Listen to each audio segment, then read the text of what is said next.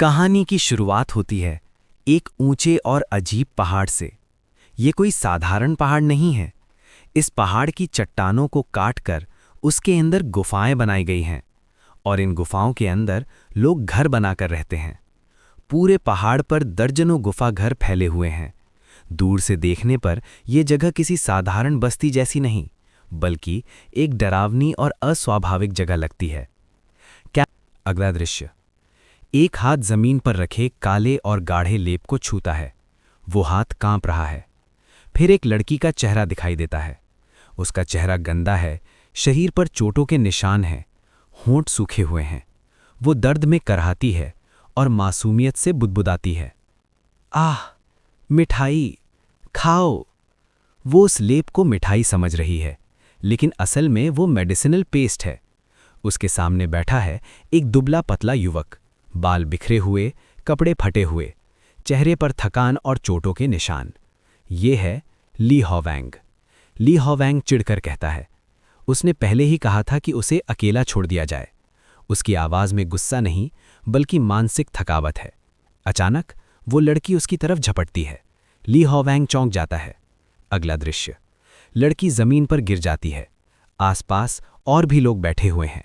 सबके सामने जमीन पर गोल गोल आकृतियां बनी हैं। ये किसी अनुष्ठान जैसा लगता है, लेकिन पूरी तरह अव्यवस्थित और डरावना। ली हॉवैंग झुंझलाकर कहता है, ये मिठाई नहीं है, ये दवा है। लेकिन वो जानता है, वो लड़की ये समझ नहीं सकती। ली हॉवैंग का चेहरा पास से दिखाया जाता है। उसकी आंखों में दया भी है और चिढ़ भी। वो मन में सोचता है, छोड़ो, ये समझ नहीं पाएगी। लड़की जमीन पर लौटते हुए हंसने लगती है।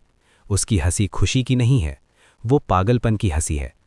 अचानक एक आवाज़ आती है। एक डिसाइपल सामने खड़ा है। वो कहता है, डिसाइपल ली, डिसाइपल वोंग, मास्टर ने तुम दोनों को बुलाया है। अगला दृश्य एक सफ़ेद बालों वाली लड़की का चेहरा दिखाई देता है। उसकी आंखों में डर है। वो इस माहौल को समझ नहीं पा रही। पीछे से किसी की हंसी सुनाई देती है। कोई कहता है, आज तुम्हारी बारी है। अब दृश्य बदलता है। तीनों लोग एक अंधेरी गुफा के अंदर खड़े हैं। चारों तरफ पत्थर की दीवारें हैं। हवा भारी है। ली हॉवैंग अचानक रुक जाता है। उसके दिमाग में सवाल उठता है, मेरे साथ अभी क्या हुआ? वो अपना सिर पकड़ लेता है। उसके विचार बिखरे हुए हैं। वो सोचता है, मैं इन लोगों पर इतना गुस्सा क्यों हो गया? वो खुद से कहता है, मेरा स्वभाव ऐसा बिल्कुल नहीं है। मैं इन चीज़ों को अपने स्वभाव को प्रभावित नहीं होने दूंगा। वो गहरी सांस लेता है, खुद को शांत करने की कोशिश करता है। लेकिन तभी उसका हाथ किसी चीज़ को छूता है। स्पर्श, फिर से स्पर्श। अगले ही पल उसके चेहरे पर घृणा फैल जाती है। वो बुदबुदाता है, ये कमबख्त जगह। अब चारों तरफ अजीब अजीब लोग दिखाई देते हैं। किसी का चेहरा टेढ़ा है, किसी की गर्दन मुड़ी हुई है, किसी का शरीर आधा सड़ा हुआ। ली हॉवैंग सोचता है, ये जगह किसी पागल खाने जैसी नहीं। अगला दृश्य बड़ा और डरावना। ये तो एक विकृत प्राणियों का संग्रहालय है। उसके दिमाग में एक सवाल गूंजता है, मैं इनके साथ यहाँ क्यों हूँ? अचानक पीछे से तेज धक्का लगता है। एक आदमी उसकी तरफ झुकते हुए कहता है, आओ थोड़ा खेलते हैं। फिर वही आदमी सफ़ेद बालों वाली लड़की को पकड़ लेता है। वो डर के मारे चीखती है, नहीं। वो आदमी पागलों की तरह हंसता है, बस थोड़ी देर, मैं वादा करता हूँ।